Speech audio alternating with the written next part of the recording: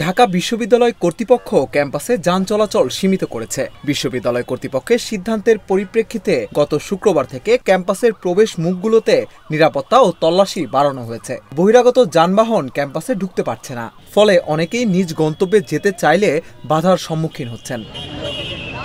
আমরা এখন ঢাকা মেডিকেল যাব, বহু অসুস্থ। এখন ঢাকা মেডিকেলের রাস্তা যদি বন্ধ করে রাখতো না, আমরা কিভাবে যাবো?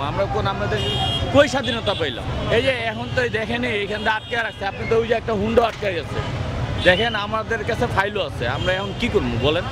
তো আমাদেরকে হয়রানি ভাইয়া, কিছু বলার নাই, এটা হয়রানি হচ্ছে, উপকারের থেকে ক্ষতি হচ্ছে ভাইয়া। বিশ্ববিদ্যালয়ের গাড়ি দেখতে পাচ্ছি, তো তারপরেও হয়রানি হচ্ছে। আমি সাধারণ মানুষই বলতেছি, সবারই হয়রানি হচ্ছে। ঢাকা মেডিকেল আছে, তারপর সামনে আরো অনেক কিছু প্রতিষ্ঠান আছে, এখানে সবাই এসেনশিয়াল কাজে আসতেছে, তো মানুষের ক্ষতি হচ্ছে, বুঝছেন? এইটা আসলে কোনো সিস্টেম না। যদি একটু বিশ্ববিদ্যালয় প্রশাসন দৃষ্টি আকর্ষণ করে, আমার মনে হয় উপকার হবে, কারণ এখানে যে যানজটটা হচ্ছে এটা আরো ভোগান্তি বাড়াচ্ছে। এদিকে ঢাকা বিশ্ববিদ্যালয়ে যান চলাচল সীমিত থাকার ফলে বিশ্ববিদ্যালয়ের প্রবেশ পথগুলোতে তৈরি হচ্ছে তীব্র যানজট। গতকাল বুধবার শাহবাগে ঠিক 5টায় বন্ধ করে দেওয়া হয় ঢাকা বিশ্ববিদ্যালয়ের প্রবেশ পথ। এ সময় রাস্তায় আটকে পড়ে মোটর বাইক, প্রাইভেট কার, বাস সহ রোগী বহনকারী অ্যাম্বুলেন্স। অনেকক্ষণ ধরে আটকে আছি, কিন্তু রুগীটা নিয়ে যাইতে পারতেছি না। কি যাইতে দিচ্ছেন আপনাকে? হ্যাঁ, আমরা যাইতে পারতেছি না। ওই থেকে আসছেন আপনারা? আমরা তো এই হাসপাতাল থেকে আসছি। এখন আমরা তো বুঝতে পারতেছি না কি ভোগান্তি আমাদের, আর কি ভোগান্তি ছাড়া আর কিছু। এখন আমরা যাইতে চাচ্ছি, কিন্তু যাইতে দিতেছে না, কান্না আসতেছে। তাই না, যদি এই রুগীটার কিছু হয়ে যায় কি করুন? বিশ্ববিদ্যালয়ের এমন সিদ্ধান্তে শিক্ষার্থীদের মধ্যে মিশ্র প্রতিক্রিয়া দেখা দিয়েছে। তারা বলছেন, বাইরের গাড়ির কারণে ক্যাম্পাসে তীব্র যানজট এবং শব্দ দূষণের শিকার হয় বিশ্ববিদ্যালয়ের শিক্ষার্থীরা। আবার যান চলাচল সীমিত থাকায় নগরবাসীও ভোগান্তিতে পড়ছেন। তাই সমস্যা সমাধানে বিকল্প পথ খোঁজার কথা বলছেন শিক্ষার্থীরা। ঢাকা বিশ্ববিদ্যালয় সম্প্রতি যে সিদ্ধান্তটি নিয়েছে, এটা থেকে আসলে কতটুকু উপকৃত আমরা হয়েছি সেটা আসলে আপনারা যদি আশেপাশের হর্নের শব্দগুলো শোনেন তাহলেই মনে হয় যে বোধগম্য হবে।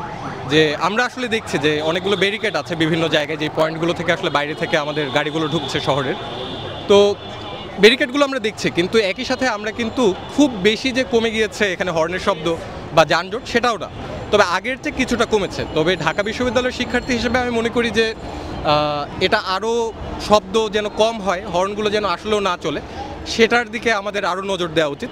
কিন্তু একই সাথে আমার মনে হয় যে নগরবাসীর যে একটি ভোগান্তি তৈরি হয় এদিক দিয়ে না যেতে পারার কারণে, সেটাও আমার মনে হয় যে প্রশাসনের বা এর সাথে সম্পৃক্ত যে ডিপার্টমেন্টগুলো রয়েছে সরকারের, তাদের আসলে এটি নিয়ে কাজ করা উচিত, যাতে ঢাকা বিশ্ববিদ্যালয়কেও আমরা দূষণমুক্ত এবং শব্দমুক্ত রাখতে পারি, যানজটমুক্ত রাখতে পারি, এবং নগরবাসীর ভোগান্তিও যেন কমানো যায়। এটা একটু উত্তর দেয় একটু জটিল, এটা যে কোনো একরৈখিক জায়গা থেকে দেখলে একটু মুশকিল হবে। এটা একটা ইউনিভার্সিটি, পড়াশোনার পরিবেশ নিশ্চিত করা একটা দায়িত্ব। কারণ ধরেন একটা ছেলে এক হল থেকে আরেক হলে, বা একটা মেয়ে লাইব্রেরি থেকে তার হলে যেতে যদি 1-1.5 ঘন্টা সময় লেগে যায় জ্যামের কারণে, সেই ব্যাপারটা আমাদের কনসিডারেশনে নেওয়া দরকার। এটা একটা ব্যাপার। কিন্তু একই সাথে আবার ঢাকার এরকম সেন্ট্রাল একটা জায়গায় বসে আমি যদি বলি যে চারিদিক থেকে আমি বন্ধ করে রাখবো, পুরোপুরি প্রাইভেট, আর যেহেতু এটা একটা পাবলিক ইউনিভার্সিটি, জনগণের টাকায় চলে, জনগণের ট্যাক্সের টাকা ইউনিভার্সিটি চলে, তাহলে আমার কাছে যেটা মনে হয়েছে যে এর একটা যৌক্তিক সমাধান জরুরি ছিল। উভয় পক্ষের আলোচনা সাপেক্ষে বিকল্প রাস্তা তৈরি করা বা ফ্লাইওভার তৈরি করা, সেগুলো করা যায় কিনা। মানে এটা তো আমরা গত 2-3 বছর ধরে দেখতেছি যে ঢাকা বিশ্ববিদ্যালয় ক্যাম্পাসের ভেতরে উত্তরোত্তর এক প্রকার অবাধ যান চলাচল দেখছি, অনেক মানুষের ভিড় দেখতেছি। ফলে একটা বিষয় তো ঠিক যে ক্যাম্পাসের যে শিক্ষার পরিবেশ বা স্টুডেন্টদের যে কমফোর্ট, সেটা ব্যাহত হচ্ছিল। এবং একটা পর্যায়ে এমনও হয়েছে যে বইমেলার সময় এত মানুষ হয়, ছাত্র এবং ওই আগত জনতার মধ্যে এক প্রকার সহিংসতার ঘটনা আমরা দেখতে পেয়েছি। এবং এটা যদি কোনোভাবে নিয়ন্ত্রণ করা না যাইতো, তাহলে এই বইমেলায় একই ধরনের ঘটনা ঘটতে পারত। এখন এটা আমরা বুঝি যে ঢাকা শহরে বিনোদন কেন্দ্রের অভাব, এবং সেই অভাবের কারণে এই পরিমাণ মানুষের এখানে ছুটে আসা। কিন্তু আরেকটা বিষয় হচ্ছে বিশ্ববিদ্যালয়ের যে পরিবেশ, সেটাও তো এরকম হওয়ার কথা না। একটা বিশ্ববিদ্যালয়ে স্বাভাবিকভাবে যেই পরিমাণ মানুষের চলাফেরা করার কথা, সেটা জনপরিসরের মানুষ হোক, সেটা বিশ্ববিদ্যালয়ের শিক্ষার্থী হোক, তার চেয়ে অনেক গুণ বেশি মানুষ বিশ্ববিদ্যালয়ে প্রতিদিন চলাফেরা করে। বিশ্ববিদ্যালয়ের এমন সিদ্ধান্তে হিমশিম খেতে হচ্ছে ট্রাফিক পুলিশদেরও। রাস্তা বন্ধ থাকায় নগরবাসীর ক্ষোভের মুখে পড়ছেন তারা। আমার মনে হয় যে কিছুটা হলেও বাড়ছে, কারণ স্বাভাবিক ফ্লো যে রাস্তায় ছিল সেটা যখন বিঘ্নিত হয়, কোনো ব্যারিয়ার দেওয়া হয়, প্রতিবন্ধকতা তৈরি হয়, তখন ওই গতি তো আর থাকে না। তখন অন্যদিকে গেলে একটু হইলেও গতিটা কমে যায়। গতি কমে যাওয়ার কারণে ট্রাফিকের জ্যামটা কিছুটা হলেও বাড়ে। এটা উত্তর সিগন্যালের গাড়িগুলো ম্যাক্সিমামই আপনার ইউনিভার্সিটির ভিতর দিয়ে টিএসসি হয়ে বিভিন্ন জায়গায় যায়।